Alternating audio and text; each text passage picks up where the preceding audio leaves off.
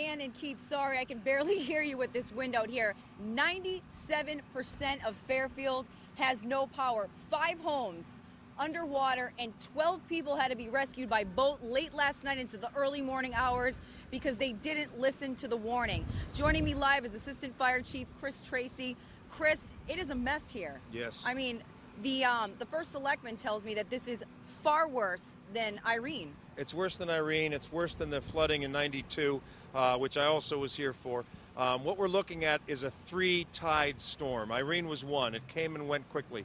Right now what you've got is the 3rd of the 3 tides. Right. They've been held in. So people got lulled by the sun and the receding tide slack.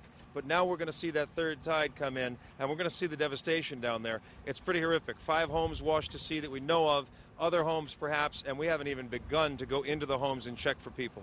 Right, and we have pictures that were sent to us from Rich Patera from sportsfairfield.com. He was there as a family of 8 was getting rescued. You were there for another rescue. Tell me about the rescue that you were at. Well, mid-morning, that is to say around 3 o'clock, they got a call of a possible gas, an odor of gas. So they were checking that out when someone came out from a home, said their mother was in a wheelchair and needed to be removed.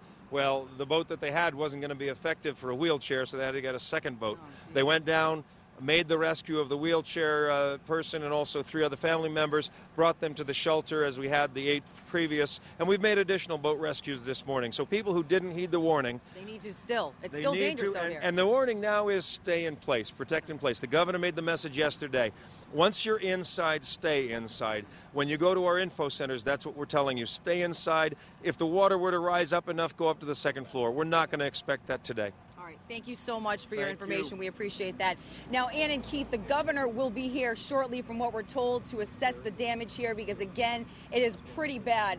The police chief is going to take us on location in just a few minutes. So coming up later on in the shows this evening, we're going to have pictures from the damage here in Fairfield.